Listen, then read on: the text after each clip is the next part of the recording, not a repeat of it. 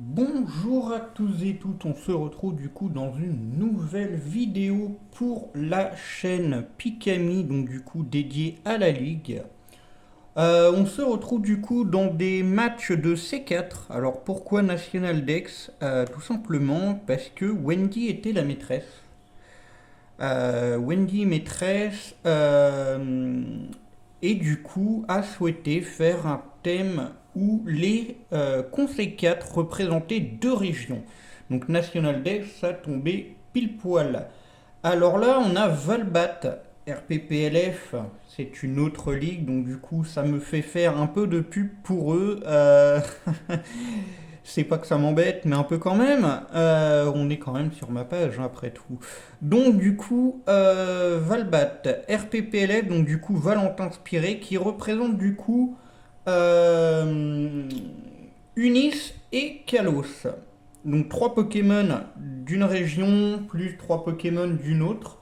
Et en face, on a Bogi, on a François, du coup, notre collègue administrateur qui m'aide beaucoup dans les vidéos, les montages, la présentation pour le lancement de la ligue, les tournois, tout ça. Enfin, c'est un super bon joueur en plus d'être un bon animateur. Franchement, il met l'ambiance. C'est un super gars, il fait un super travail quand il fait les présentations. D'ailleurs, Bogi, c'est également le nom de sa chaîne. Je vous invite à aller voir. Franchement, du super contenu. N'hésitez pas. On va lancer sans plus attendre. Du coup, pour ce qui est de la team 5G de notre ami Valentin, nous avons le fameux petit noisier juste ici, le Démétéros forme totémique, hein, et nous avons le Darumacho d'Unis. Pour ce qui est des Pokémon de Kalos, on retrouve le Hexagide, le Muplodocus et le Hoopa. Allez, c'est parti, on va lancer sans plus attendre. En face, du coup, pour la team de François, pardon, je n'ai pas présenté la team de François, on retrouve le Lugulabre, le Chifours de type eau, le Paume de Fer, le fameux Gorithmique qui n'a pas perdu sa priorité, je tiens à le signaler.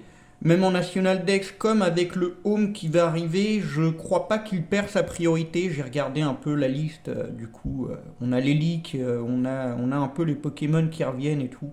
Je ferai une vidéo d'ailleurs sur ma chaîne potentiellement. Après le Gorithmique, on a le Elex Sprint et pour terminer, le meilleur finisher de toute game confondue, à condition que il n'y a pas de Champsy en face ou quoi que ce soit, parce que bon, c'est embêtant pour les prios, le fameux Scalpereur. Allez, c'est parti.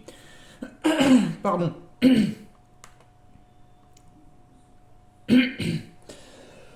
Ah ben, désolé.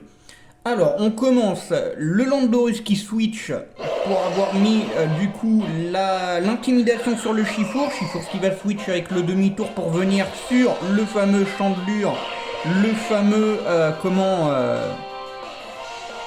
j'ai perdu son nom en français, c'est Lugulabre contre du coup le Goudra, le Muplodocus. Ça va switch bien évidemment pour venir sur le Paume de Fer qui vient se prendre le Dracométéore. Ça va reswitch sur Landorus pour faire une intimidation et baisser un cran l'attaque de Iron Hand. Et bien évidemment, ça va être une bataille de switch à chaque fois. Oh! Il prend un risque. Il terra haut. Eh oui, évidemment, ça va... Ouais. Le High Power, c'était bien tenté. Il l'avait senti venir.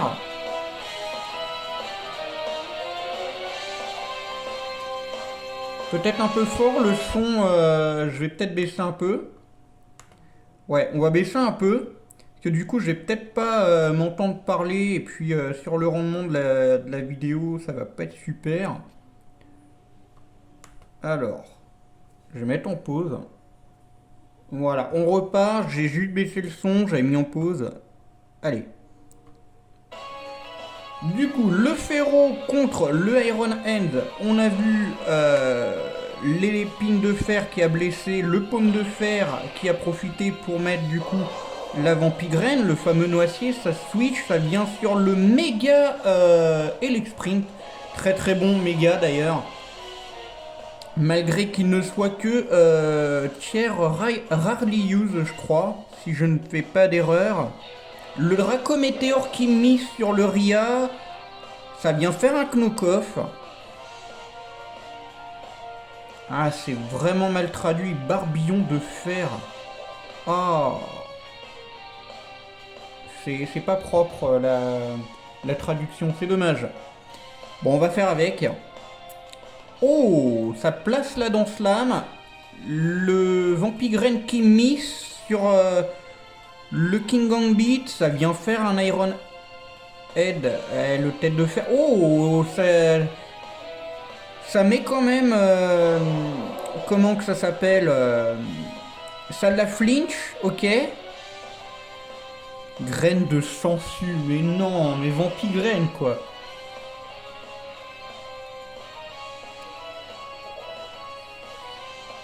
Ok. Allez, ça va faire des batailles de switch à chaque fois. Là, on a encore une fois l'intimidation sur le King Gambit. Ça vient switch, ça revient sur le Ria pour du coup placer le terrain herbu. Bien évidemment, le terrain herbu à condition que les attaques sol soient comme par exemple séisme ou des trucs comme ça. C'est physique, mais disons que ça a un lien à proprement parler avec le sol et pas directement avec le Pokémon en soi. C'est ça qui fait que ça baisse la puissance des capacités sol, surtout séisme. Par exemple, cavalerie lourde ne sera pas forcément baissée, vu que c'est directement en contact avec le Pokémon. Et ça revient encore sur le Lando pour les intimidations. Ça fait un close combat, c'est bien vu, ça va switch encore une fois. Et le Ria qui vient placer de nouveau le terrain herbu, mais qui se prend le demi-tour. C'est terminé pour le Ria. Ça vient tranquille sur le Darmanitan, c'est le... comment...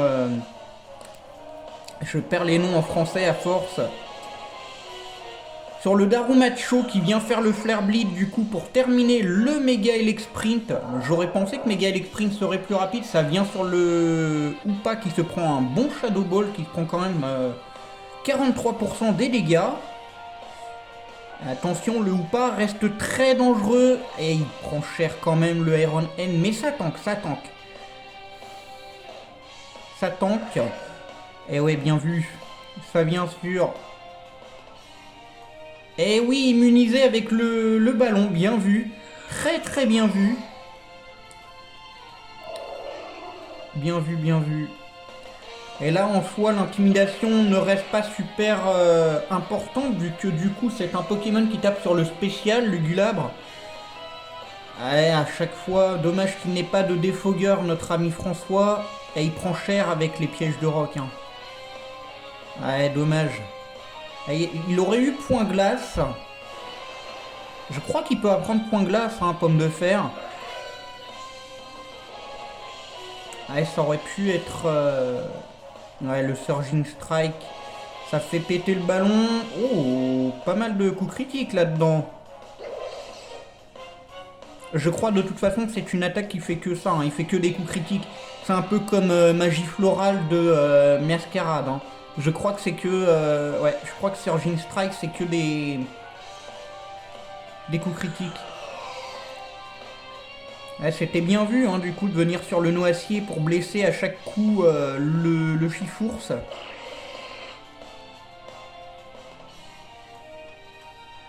Oh, bien joué le trick.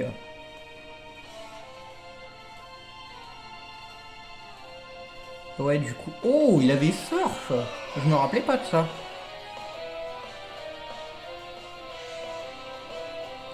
Ah, bien joué. Bon, il évite le 6-0. Déjà, il sauve un peu l'honneur.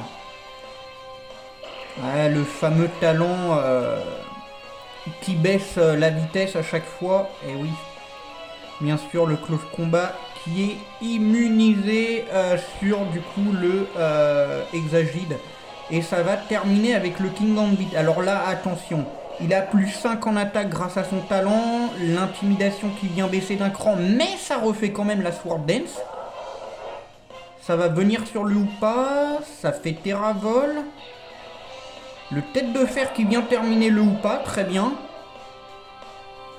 Et il revient quand même dans le match, François. Hein. Le toxique qui miss.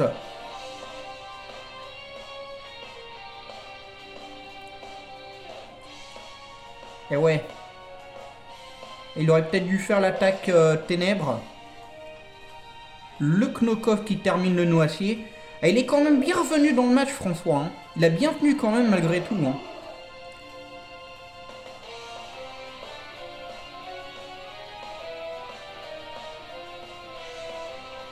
J'aurais fait un Sucker Punch, moi. Et ouais. Ouais, j'aurais fait un Sucker Punch. Et ça se termine avec le toxique. Victoire du coup de Valentin sur François qui sort au tour 1 de notre C4.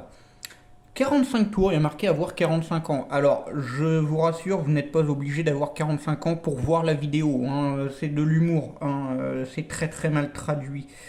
Mais voilà, du coup, pour ce match, très intéressant. Un très très bon retour de François. Et comme je le dis, hein, c'est le meilleur finisher.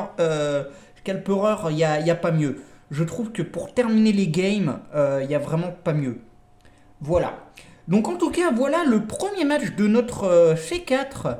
On va continuer. Hein. Je vais mettre les autres, bien évidemment, en ligne une fois que tout sera fait.